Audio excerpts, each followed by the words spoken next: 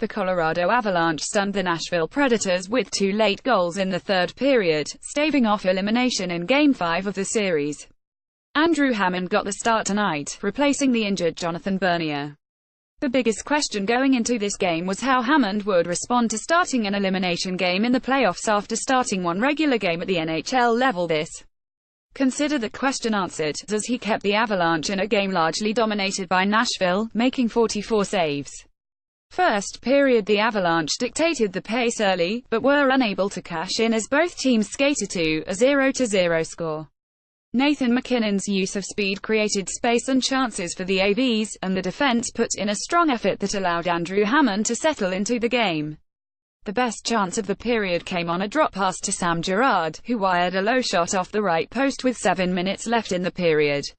While the scoreboard remained knotted, the Avalanche had the stronger period of the two teams and played under control until the end of the period, when JT Compher took a bad holding penalty in the offensive zone. The Predators worked the delayed call to the final horn, and Hammond made 2 strong saves to keep things scoreless.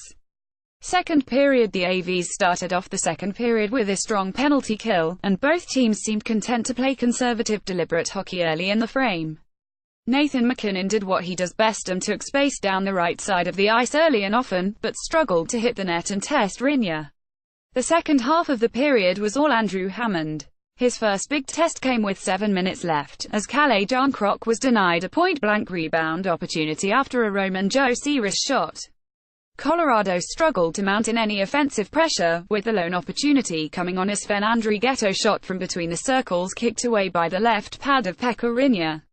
A Hammond miscue playing the puck off the side of his own net gave Avalanche fans a collective heart attack, which was followed by a strange penalty situation late in the period. Andrew Hammond made a clutch sprawling save on Ryan Johansson, but dropped his stick in the process. As Hammond reached to pick it up, Nashville's Kevin Fiala deliberately poked it away, which should have been called for interference.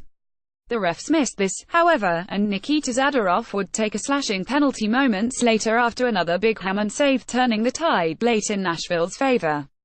Hammond was up to the task of killing the penalty, making multiple quality saves, including a kick save on a Roman Josi shot that was redirected and slowed. Nashville outshot Colorado 14-8, but Hammond was up to the task as the second period ended scoreless, but with far more energy in the building. Third period, an early Kevin Fiala holding call gave the AVs an early power play and an opportunity to turn the tide. But a Tyson Barrie miscue on the blue line gave Nashville their first of 2 short-handed rushes. The first came off a blue line miscue by Tyson Barrie that was stopped by the Hamburglar, while the second required a strong backcheck by Samuel Girard to break up the play. Even short-handed, Nashville kept their foot on the gas, and Colorado ended up taking a too-many-men penalty to end the power play prematurely. The AVs were able to escape unscathed, but momentum was all on the Predators' side. The pivotal moment of the game came midway through the third period as a Matthias Ekholm shot rebounded into Nick Bonino's feet and into the net. Referee Eric Furlat immediately waved off the goal, as Bonino's right foot appeared to have a distinct kicking motion. Video review seemed to confirm this, and the NBC broadcast team unanimously agreed that the call on the ice was the correct call. So, of course, the call was reversed. Nashville took a 1-0 lead, and their fans chanted about how Andrew Hammond, apparently, sucks. Hammond bounced right back and continued to make strong saves, and Colorado threw numbers forward to finally mount sustained offensive pressure for the first time in the game with 7 minutes remaining. Nashville seemed content to collapse their defense and clog shooting lanes, allowing the Avalanche to win pucks in the corners and keep the puck in the offensive zone. And then the game turned on a dime. The breakthrough for the Colorado finally came with 4:11 left in the game, as the puck fell onto Nathan MacKinnon's stick after rattling around the slot.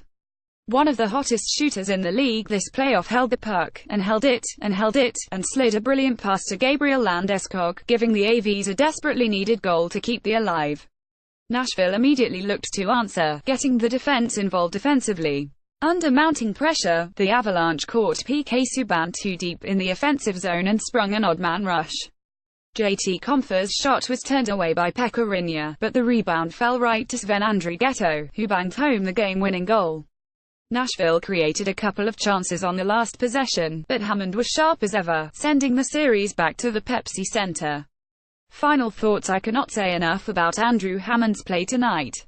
He needed to be peak Hamburglar, and was peak Hamburger all night. This game could have easily gotten out of hand multiple times, but Hammond played with focus and controlled his rebounds well. This is a goalie who played one NHL game and is only on this team as a salary dump from Ottawa, filling in for two injured goaltenders ahead of him on the depth chart. How did he handle the situation? Oh, just by turning in a 44-save performance on the road in an elimination game against the President's Trophy winners that really should have been a shutout. Jared Bednar also deserves a lot of credit for how he handled the goal review being overturned. The Avalanche are a young team that were thrust into a monstrously uphill battle when that goal was allowed. Bednar remained calm, immediately motioned for his players to come in, and was a stoic presence on the bench in the face of adversity. That's exactly what a young team needs in a moment. Distinct kicking motion. I'm shocked that call got overturned. This is the NHL's version of trying to define a catch in the NFL. This game really lacked the nastiness of earlier games in the series until the third period. Not nearly as many post-whistle scrums as we saw previously between these two teams. The Predators avoided taking the dumb penalties that have plagued them all series, but I couldn't help but notice that the arena's energy didn't seem quite as high as it was for games 1 and 2. While the AVs struggled to mount much offense in this game, you can't fault the team for lack of effort. Credit the Preds for establishing the ozone nearly impossible until late in the game. Colorado absolutely shut down Philip Forsberg tonight. Their game plan was simple: keep him wide, and don't let him beat you inside. The Avalanche never gave him a chance to impact this game. Colorado's defense looks so much stronger with Sam Girard in the lineup. It's not often you can say that about a rookie defenseman. I really liked how involved JT Compher and Tyson Jost looked in the first couple of periods. Roman Josi had an outstanding game, getting involved deep in the offensive zone early and often forcing the Avalanche to play in their own zone. Winnipeg looked strong against the Wild, clinching their series tonight. Tough second-round matchup for the winner of this series. The AVs officially outlasted the Wild in the playoffs. Gotta enjoy the small things. This might be the best opening round matchup of the playoffs. Not many people saw that coming. Colorado is playing with house money at this point. They stole a must-win game on the road with a third-string goalie, and they aren't letting the opportunity get the best of them. They looked loose and calm all game, even under relentless Nashville pressure. Coming back home with momentum on their side, they just might take Game 6, then it's anybody's game back in Nashville to close the series. Enjoy this one, Avalanche fans.